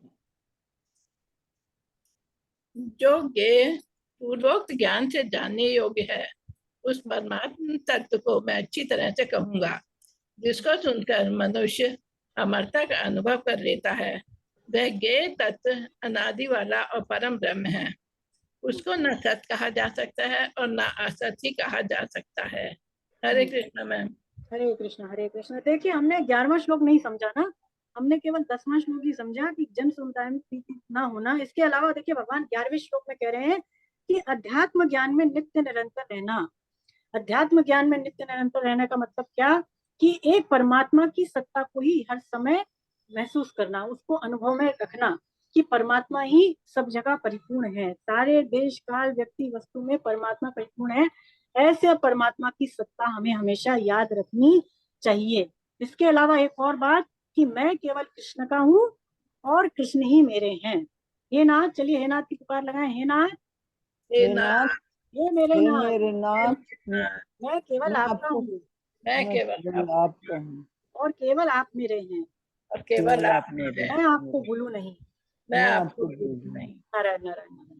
तो नारायण। मैं केवल कृष्ण का हूँ और कृष्ण ही मेरे अपने हैं, इस भाव में सदा रहना, अपना जो भगवान के साथ संबंध है इसको हमेशा याद रखना भी अध्यात्म ज्ञान में नित्य निरंतर रहना है। फिर यहाँ पर भगवान कह रहे हैं तत्व ज्ञान के अर्थ रूप परमात्मा को सब जगह देखना, यानी एक परमात्मा ही सब जगह परिपूर्ण है। जैसे अभी चर्चा हुई, सब देश काल व्यक्ति वस्तु में परमात्मा पूरे के पूरे समाये हुए हैं। जैसे प्रहलाद जी थे ना, तो जब हिरण्यकशिपु ने उससे पूछा कि भाई तेरा भगवान कहाँ है, तो प्रहलाद जी के मुंह से निकल गया कि मेरा भगवान तो सब जगह है। तो वो पूछता है क्या इस खंबे में भी है तेरा भगवान, तो वो कहते हैं हाँ इस खंबे में भी है। और भगवान ने उसको सिद्ध किया है ना, एक मुक्का मारा और उसमें से भगवान निकल आए। तो ऐसे ही सब जगह परमात्मा परिपूर्ण है, सब जगह यदि भगवान को देखते हैं तो वस्तुतः भगवान सब जगह है, ये बात हमें अनुभव हो जाती है। जैसे पशु होते हैं, तो पशु क्या करते हैं कि वो रात में जुगाली करते हैं, है ना, रात में खोजते हैं जगते हैं। तो इसी तरह से जो भक्त होता है वो केवल भगवान के नाम गुण रूप लीला इन सब की वो जुगाली करता है, और इसमें उसको बड़ा रस मिलता है। संसारी मनुष्य को जैसे संसार में रस मिलता है, ऐसे भक्त को भगवान की लीलाओं को गाने में, सुनने में, रूप को देखने में, पूजा करने में, भक्ति करने में, उसको उसमें रस मिलता है, आनंद मिलता है, और उसी का नाम फिर भक्ति है। ये हमें मानना चाहिए, है ना। तो ये भगवान कह रहे हैं कि ऐसा जो करता है वो तो वास्तव में ज्ञान है, जो इन चीजों, ये चीजें जिसमें पाई जाती हैं और ये चीजें जो अगर हो रही हैं तो ये तो ज्ञान है, और इसके विपरीत जो है वो सारा का सारा अज्ञान। अज्ञान। तो अब देखिए, अब आगे 12वें श्लोक में भगवान बताएंगे कि यदि हमने इन साधनों को किया, ये जो साधन 20 साधन भगवान ने बताए, इसको यदि हम करते हैं तो हमें जिस तत्व की प्राप्ति होती है उसका क्या स्वरूप है, यानी जो ज्ञेय तत्व है, ज्ञेय तत्व यानी परमात्मा, है ना। तो परमात्मा की जो प्राप्ति होती है साधन करने से, उसका क्या स्वरूप है, उसका भगवान अब 12वें श्लोक में वर्णन करने जा रहे हैं। जो ज्ञेय तत्व है उसको मैं अच्छी तरह से कहूंगा जिसको सुनकर मनुष्य अमरता का अनुभव कर लेता है। देखिए ज्ञेय का मतलब क्या, परमात्मा। तो परमात्मा क्या है, स्वामी जी कहते हैं परमात्मा जो ज्ञेय है वो जानने चाहिए, और जो जानने योग्य हैं, और जिनको जानने से ही हमारे लक्ष्य की हमें प्राप्ति होगी, वो परमात्मा ज्ञेय नाम से कहे गए हैं। और जिसको सुनकर के मनुष्य अमरता का अनुभव कर लेता है। ऐसा नहीं है कि वो मरने के बाद अमरता का अनुभव करेगा, अभी तो ज्ञेय तत्वों को जान करके जीवित अवस्था में ही हम अमरता का अनुभव कर सकते हैं। कई महापुरुष कर भी चुके हैं। तो वो ज्ञेय तत्व ऐसा है, जैसे जब भागवतम में राजा परीक्षित को सुखदेव जी भागवतम की कथा सुनाते हैं, कृष्ण लीला सुनाते हैं, तो उसमें फिर जो परीक्षित जी है वो अंत में ये कहते हैं, क्या कहते हैं कि हे भगवान, आपने मुझे, आप में से कोई पढ़ना चाहे तो पढ़ लें, ये परीक्षित जी का जो वचन है पढ़े। अच्छा अच्छा कहा है परीक्षित जी ने, ना, तो यहाँ पढ़ना चाहे तो पढ़ भी सकते हैं। क्या कहते हैं परीक्षित कि हे भगवान, आपने मुझे अभय पद का, ब्रह्म का, आत्मा की एकता का साक्षात्कार करा दिया है। अब मैं परम शांति स्वरूप में स्थित हूँ। अब मुझे तक्षक आदि किसी भी मृत्यु के निमित्त से अथवा दल के दल मृत्यु से भी भय नहीं है। मैं उस अमृत को प्राप्त हो गया हूँ। वह तत्व अनादि वाला है, अर्थात उसका आदि अंत नहीं है। वह सनातन है, परम ब्रह्म है, जो न सत कहा जा सकता है और न वो असत ही कहा जा सकता है। यानी राजा परीक्षित को जब तक्षक नाग ने डसा, उसके पहले ही वो मुक्त हो, उन्होंने वो दिव्य ज्ञान, उस परमात्मा का ज्ञान अर्जित कर लिया, तो उनको अब मृत्यु का भय भी नहीं रह गया था ना।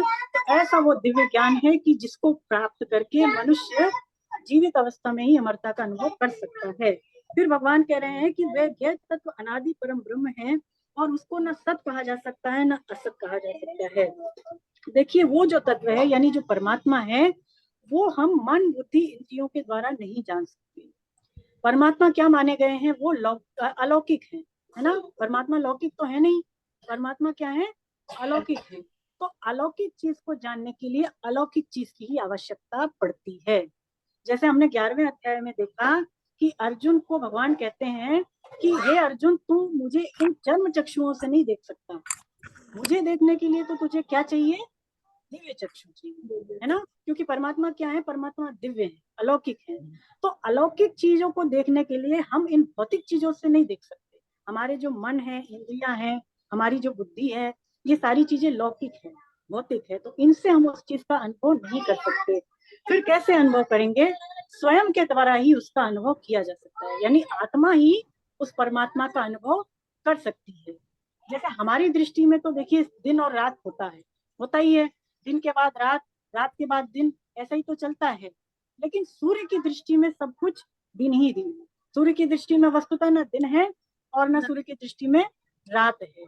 तो ये जो सत असत भगवान जो बात कर रहे हैं यहाँ पर, वो केवल हमें समझाने की है। वस्तुतः सत ही सत है, असत कुछ है ही नहीं। तो असत को इसलिए भगवान ने रखा क्योंकि हमें सत समझ में आ जाए। सत और असत सापेक्ष शब्द है। वस्तुतः सब कुछ जो है परमात्मा ही है, परमात्मा के सिवा कुछ है ही नहीं, है ना। गीता में देखिए, सत और असत का वर्णन कई तरह से मिला हुआ है। जैसे एक तो भगवान ने कहा कि सत भी मैं ही, असत भी मैं ही हूँ। दूसरी बात भगवान कहते हैं कि सत और असत से परे जो है वो भी मैं ही हूँ, और सत भी नहीं है और असत भी नहीं है ना। ऐसा कर करके भगवान ने कई कई तरह से हमें सत और असत की परिभाषा गीता में दे रखी है। स्वयं के द्वारा ही उस परमात्मा को समझ सकते हैं, अन्यथा और किसी करण या उपकरण से परमात्मा को जाना अथवा समझा नहीं जा सकता। इसका एक प्रसंग है। क्या होता है कि रामचरितमानस में जो सीता माता है, वो गौरी पूजन के लिए जाती है ना, पुष्प वाटिका में जाती हैं गौरी पूजन के लिए। तो वहां पर जब वो जाती हैं तो उनकी कुछ सखियां भी उनके साथ जाती है। तो जब सखियों के साथ सीता माता गौरी पूजन कर रही होती हैं, तो उनमें से एक सखी घूमते फिरते वो पुष्प वाटिका में चली जाती है, जहां पर श्री रामचंद्र जी भी फूल तोड़ने के लिए आते हैं अपने गुरु की, है ना। तो वो जो सखी है, जब श्री रामचंद्र जी को देखती है, तो भगवान का रूप तो कितना मनोहर है, कितना अच्छा है, कितना आकर्षित करने वाला है। तो ऐसे जब उनको देखती है सखी भगवान राम के, तो बड़ी मुग्ध हो जाती है, बड़ी मोहित हो जाती है। उसके मुंह से आवाज नहीं निकलती और वो बेसुध सी होकर के वापस आती है सीता माता के पास। तो सखियां उससे पूछती हैं कि री सखी, तुझे क्या हुआ? तू क्यों ऐसी खोई खोई सी है? तुझे क्या किसी ने कुछ कह दिया? क्या हो गया तुझे? तो वो सखी कहती है कि क्या बताऊं, अभी अभी इन आंखों ने जिनको देखा है, उनके पास शब्द नहीं है, यानी वाणी नहीं है। और जो वाणी उस चीज का बयान कर सकती है, उस व्यक्ति का बयान कर सकती है, उसके पास आंखें नहीं है ना।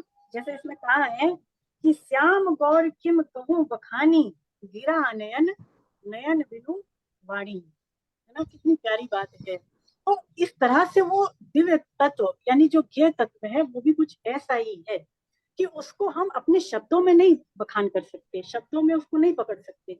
वो तो स्वयं के द्वारा ही जो है अनुभव करने की चीज है। जैसे हमने पहले भी देखा कि बुद्धि में परमात्मा नहीं आते। केवल बुद्धि को ही ले लें तो बुद्धि में परमात्मा नहीं आ सकती, क्योंकि बुद्धि क्या है? वो भौतिक है। सूर्य जो है वो दर्पण में नहीं आ सकता। बताएं, सूर्य दर्पण में आ जाएगा? नहीं आ सकता। सूर्य का केवल प्रतिबिंब ही दर्पण में आ सकता है, सूर्य की केवल परछाई ही दर्पण में आ सकती है ना। ऐसे ही वो परमात्मा की जो परछाई है वो ही केवल बुद्धि में आ सकती है, पूरे के पूरे परमात्मा बुद्धि में, ना तो मन में, ना तो इंद्रियों में आ ही नहीं सकते। तो यही कहा है कि स्वयं के द्वारा ही उसको अनुभव करा जा सकता है। चलिए अब जो है 13वां श्लोक पढ़े। हरे कृष्णा मैम। हरे कृष्णा हरे कृष्णा। हे परमात्मा, सब जगह हाथों और पैरों वाले, सब जगह नेत्रों, सिरों और मुखों वाले तथा सब जगह कानों वाले हैं। वे संसार में सबको व्याप्त करके स्थित हैं। हरे कृष्णा। हरे कृष्णा हरे कृष्णा। तो देखिए भगवान ने ना सत और ना असत कह के पहले जो श्लोक कभी लिया उसमें निर्गुण निराकार का वर्णन है ना, उसमें किसका वर्णन हुआ, निर्गुण निराकार का। और अब ये वाला जो श्लोक है 13वां, इसमें भगवान सगुण निराकार रूप का वर्णन कर रहे हैं। एक तो निर्गुण निराकार रूप है भगवान का और एक सगुण निराकार, तो उसी का वर्णन भगवान इस श्लोक में कर रहे हैं। भगवान क्या कह रहे हैं कि वे परमात्मा सब जगह हाथ पैर वाले, सब जगह नेत्रों वाले, कानों वाले, मुखों वाले हैं। तो परमात्मा सब जगह हाथ पैर नेत्रों वाले हैं जब, तो फिर बड़ी ही खुशी की बात है। खुशी की बात क्यों है कि जब भगवान सब जगह ही हैं तो फिर हम चाहे जहां से उनको अपनी मनचाही वस्तु भेंट कर सकते हैं। ऐसा नहीं है कि केवल मंदिर में जाएंगे तभी भगवान हमारी भेंट स्वीकार करेंगे। हम चाहे कहीं पर भी हैं, घर से बाहर भी हैं, तो भी ऐसा भगवान जब कह रहे हैं कि सब जगह हाथ पैर नेत्रों वाले हैं, तो हम चाहे कहीं से भी भगवान को अपनी मनचाही वस्तु भेंट कर सकते हैं। भगवान के चरणों को स्पर्श करने के लिए भी फिर मंदिर में ही केवल जाने की आवश्यकता नहीं है। इस श्लोक के अनुसार हम चाहे जहां से भगवान का चरण स्पर्श भी फिर कर सकते हैं, है ना।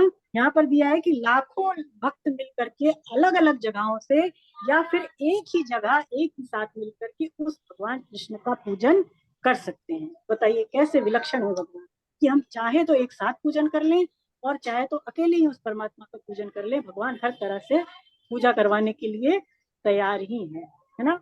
ये कह रहे हैं भगवान की सब जगह कानों वाले हैं। भगवान क्या कह रहे हैं कि मैं सब जगह कानों वाला हूँ।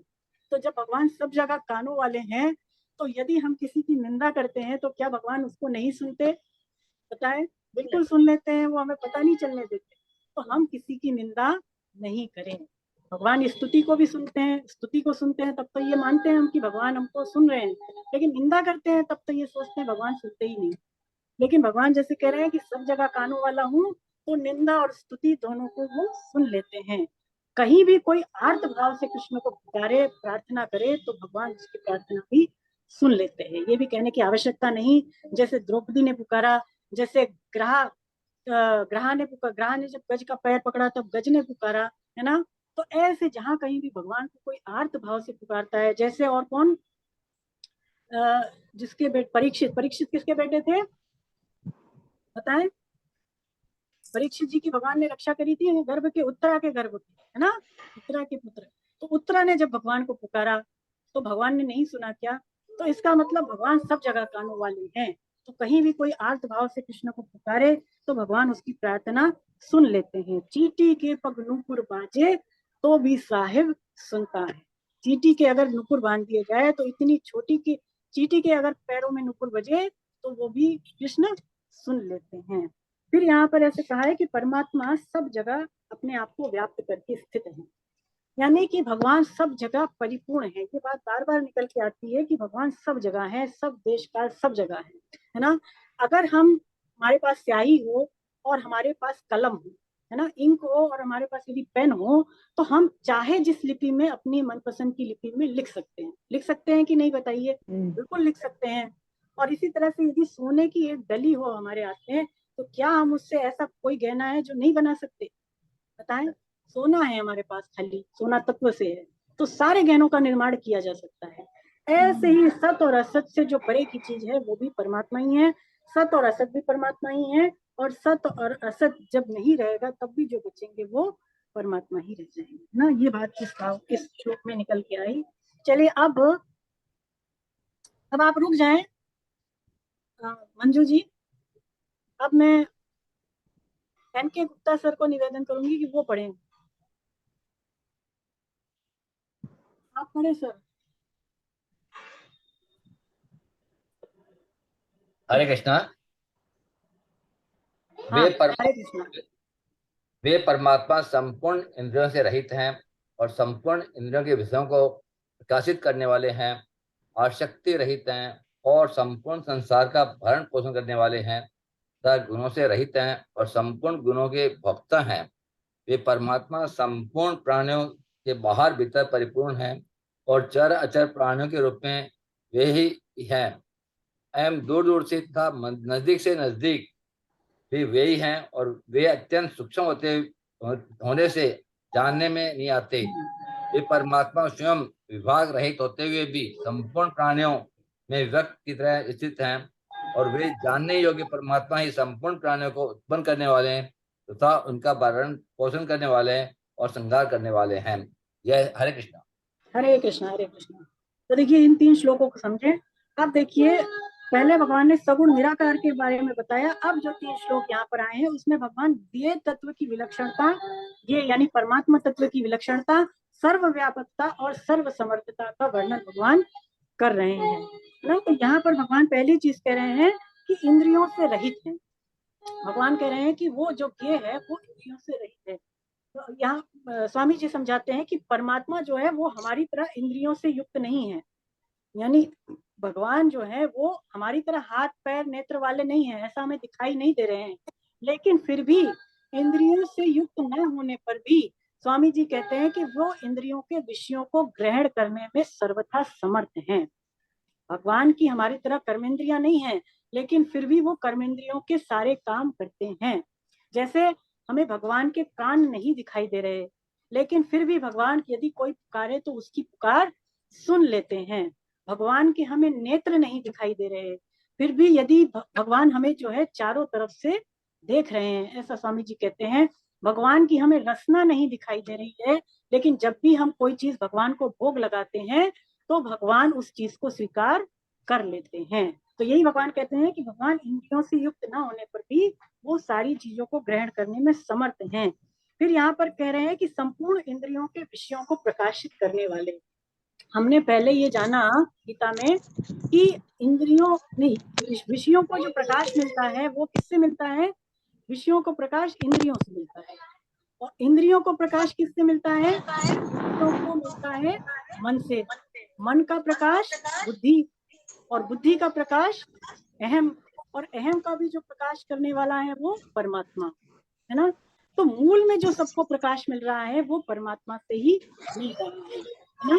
यानी कि परमात्मा का प्रकाश ही स्वयं में आया और स्वयं का ही जो है आत्मा का प्रकाश, परमात्मा का प्रकाश आत्मा में आया, आत्मा का अहम में आया, अहम का ही प्रकाश जो है बुद्धि में आया, बुद्धि का ही प्रकाश मन में आया, मन का इंद्रियों में, और इंद्रियों का ही विषयों में आया।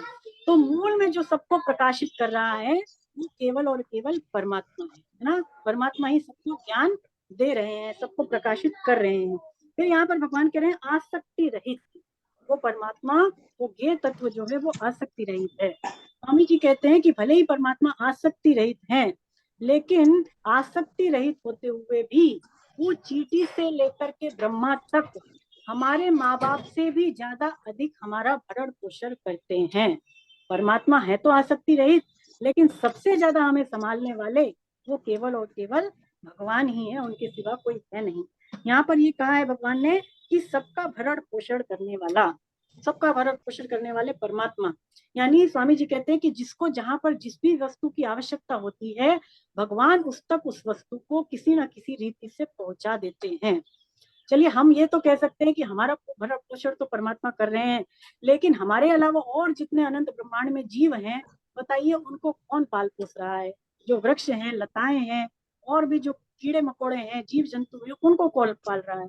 उनको भी पालने वाले, भरण पोषण करने वाले केवल परमात्मा है ना। परमात्मा स्वयं कह रहे हैं। फिर ये कह रहे हैं वो गुणों से रहित हैं। परमात्मा जो है वो ऐसा नहीं है कि हमारी तरह उनमें तीनों गुणों से वो युक्त हैं, सतरज और जैसे हम युक्त हैं, ऐसे वो परमात्मा युक्त नहीं है, लेकिन फिर भी वो सारे के सारे गुणों को ग्रहण करते हैं। गुणों से मतलब क्या? अच्छे जो भाव हैं उनको भगवान ग्रहण करते हैं। स्वामी जी दृष्टांत देते हैं कि जैसे एक माँ होती है, तो एक माँ अपने बच्चों की सारी क्रियाओं को देख करके खुश होती रहती है कि मेरा बच्चा भी खेल रहा है, मेरा बच्चा भी पढ़ रहा है, मेरा बच्चा भी कूद रहा है, तो ऐसे ही भगवान भक्त की सारी क्रियाओं को देख करके खुश होते रहते हैं। यही भगवान का गुणों का भोक्ता बनना है।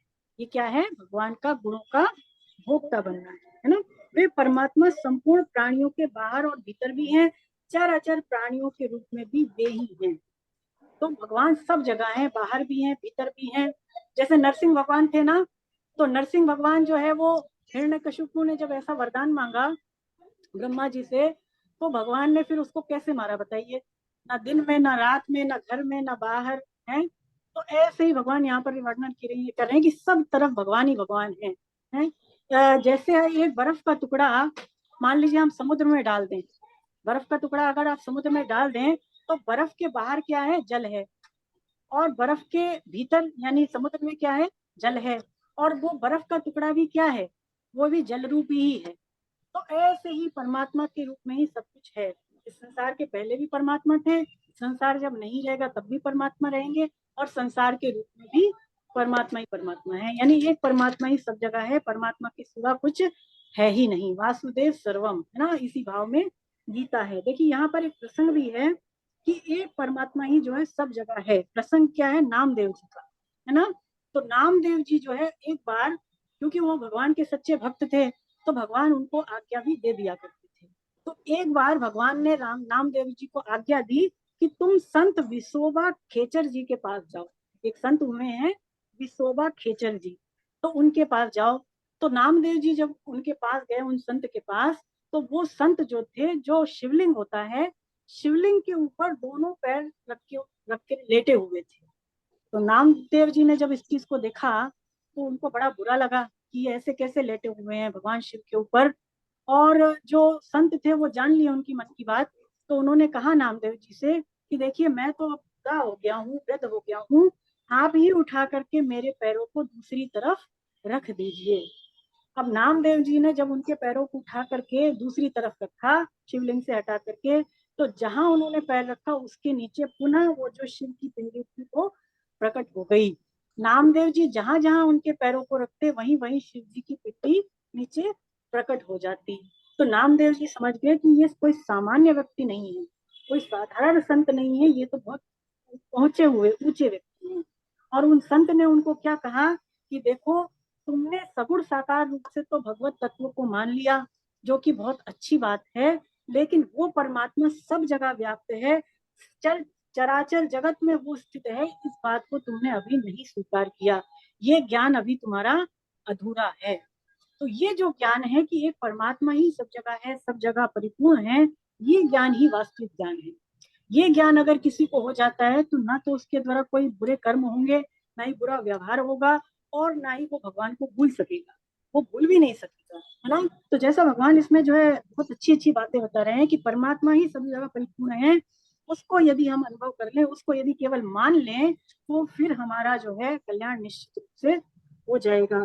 फिर भगवान आगे क्या कह रहे हैं कि वे चराचर प्राणियों के रूप में भी हैं, दूर से दूर और नजदीक से नजदीक भी वही है ना। चराचर प्राणियों मतलब कि सारे जीवों में, स्थावर जंगम जितने भी जीव हैं उनमें केवल परमात्मा ही स्थित है, ऐसा केवल मान ले।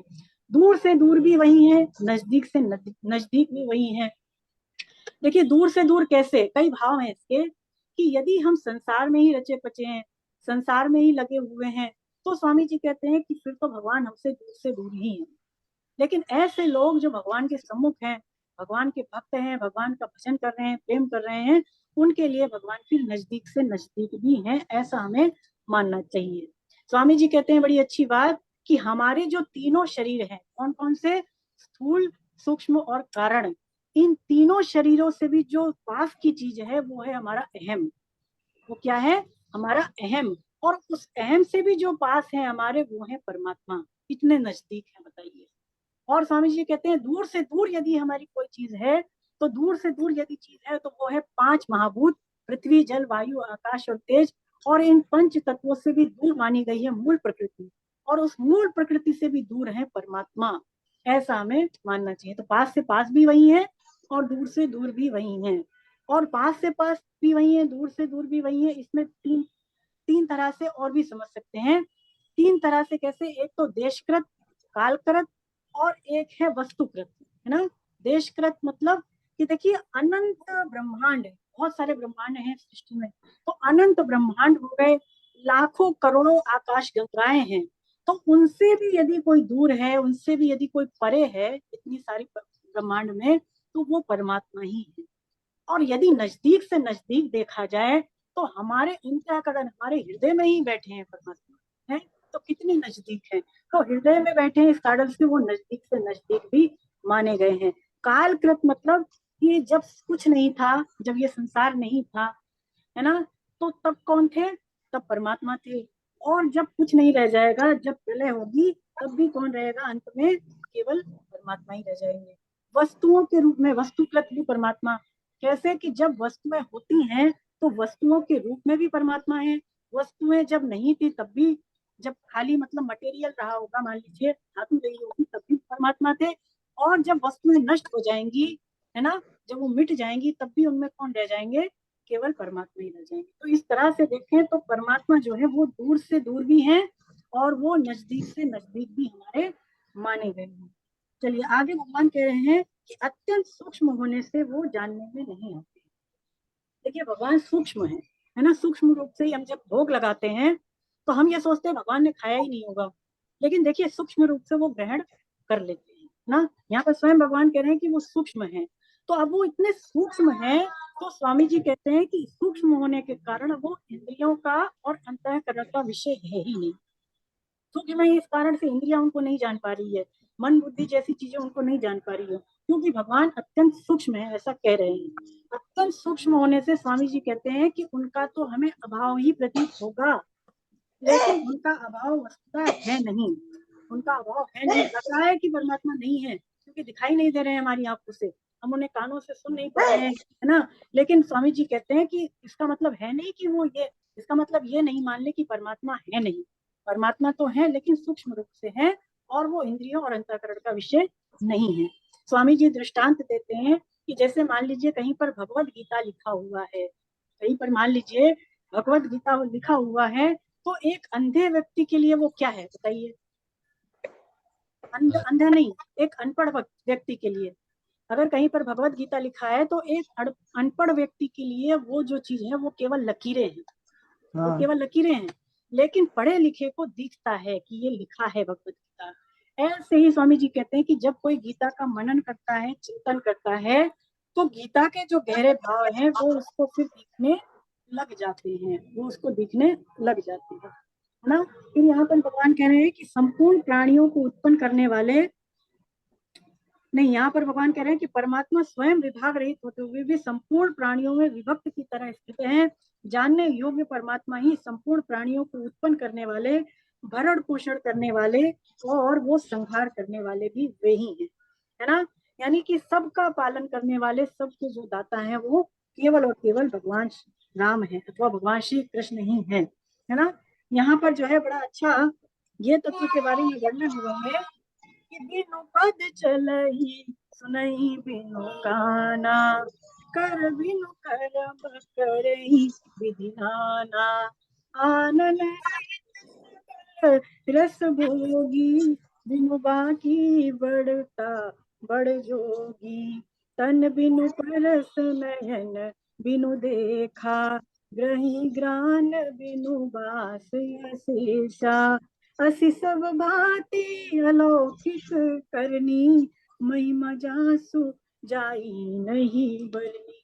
मतलब वो परमात्मा ऐसे है कि बिना देख, अभी जैसे जैसे चर्चा हुई कि बिना आंखों के देखते हैं, बिना कानों के सुनते हैं, बिना रसना के ग्रहण करते हैं, बिना हाथ पैरों के वो सारे कर्म करते हैं। ऐसे जो विलक्षण परमात्मा है उनको तो केवल स्वयं के द्वारा ही जाना जा सकता है। भगवान ही सबका भरण पोषण करने वाले हैं और वो तो केवल हमें निमित्त बना रहे हैं, है ना। और एक में एक प्रसंग भी है श्रीधर स्वामी जी का कि सबका भरण पोषण करने वाले तो वस्तुतः परमात्मा ही है, इसके ऊपर ही ये प्रसंग है। तो श्रीधर स्वामी जी हुए हैं एक बहुत ही ऊंचे टीकाकार हैं वो श्रीमद् भागवतम के, और भागवतम के ऊपर उन्होंने एक टीका लिखी है श्रीधर टीका, जो कि बड़ी प्रसिद्ध है ना। तो श्रीधर टीका उनकी फेमस है। क्या हुआ कि उनकी पत्नी का देहांत हो गया, तो जब पत्नी का देहांत हुआ तो उनके अंदर वैराग्य आ गया, वैराग्य जग गया पत्नी के मरते ही। लेकिन उनका एक शिशु था जो कि बहुत छोटा था, तो अब शिशु था, इस कारण से वो संन्यास नहीं ले पा रहे थे, है ना। बड़ी चिंता करते थे कि कैसे होगा। तो क्या हुआ, एक बार वो अपनी झोपड़ी में अपने बच्चे के पास लेटे हुए थे, झोपड़ी में रहते थे। तो झोपड़ी में छप्पर होता है, ऊपर जो है झोपड़ी आपने देखी हो तो छप्पर होता है, और वो बांस के सहारे जो है झोपड़ी टिकी हुई होती है ना। तो उस बांस के जो छप्पर था, जिस पर वो झोपड़ी बनी हुई थी, उस पर एक घोंसला भी था, और घोंसले में देखिए अंडे थे। तो एक बार क्या हुआ कि एक अंडा उस छप्पर में से निकल करके नीचे गिर जाता है, जहां पर वो लेटे थे वहीं गिर जाता है, और उसमें से एक अंडा फूट जाता है। तो अंडा जब फूटता है तो उसमें से एक चूजा निकलता है। अब वो जो चूजा निकलता है वो बड़ा ही भूखा होता है, उस समय निकलते ही बच्चे को भूख लगती है बहुत, हम जानते ही हैं। तो वो जो चूजा निकला उसमें से वो बड़ा भूखा था, और वो भूख के मारे उसकी जो चोंच थी वो बार बार ऊपर की ओर कर रहा था कि मुझे कुछ खाने को मिल जाए। तो अचानक क्या होता है कि वो जो बांस था, बांस के ऊपर देखिए एक कीड़ा, उसके ऊपर जो बल्ली थी वो चलने लग जाता है, चलते ही है कीड़े मकोड़े। तो वो कीड़ा सीधा नीचे गिर करके और उस चूजे के मुंह में गिर जाता है, और उसका जो पेट है वो भर जाता है, उसके उदर की पूर्ति हो जाती है। तो श्रीधर स्वामी जी पहले तो ये सोच रहे थे कि भाई ये जो चूजा है ये इतना छोटा है, इसका पेट कैसे भरेगा, और जब तक इसकी माँ आएगी इसका पेट भरने तब तक तो बेचारा ये मर ही जाएगा। लेकिन जब उन्होंने देखा कि जैसे ही वो कीड़ा उसके पेट में अपने आप आकर के चला गया, तब उनको विवेक जागृत हो गया उनका कि भाई मैंने ऐसे कैसे सोच लिया, वस्तुतः सबका भरण पोषण करने वाले तो भगवान ही हैं। ये बात फिर उनके समझ में आ गई, तत्काल उनको वैराग्य हुआ, और अपने शिशु को त्याग करके वो घर छोड़ करके चल दिए, है ना। तो ये बात जो है सिद्ध है, मतलब महापुरुषों को अपने अनुभव में भी है कि भरण पोषण करने वाले सबके परमात्मा ही हैं। ऐसे आपको भक्तमाल में भी कई प्रश्न मिलेंगे जिसमें हम देखेंगे कि भक्त कैसे कैसे हैं कि जिनको अपने योगक्षेम की भी चिंता नहीं रहती है।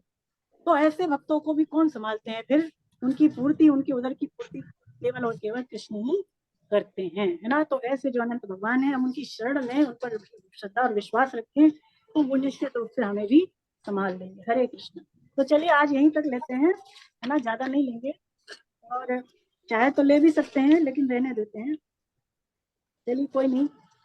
तो अब क्योंकि ये जो अध्याय है थोड़ा ज्ञान योग के ऊपर है, तो इसमें एक साथ कई श्लोक नहीं लेना उचित होगा, तो इतना ही रखते हैं। आपके कोई प्रश्न हो अब तक जो हमने पढ़ा तो पूछ लें, किसी भी साधक को कोई प्रश्न हो तो हैंड रेस कर दें,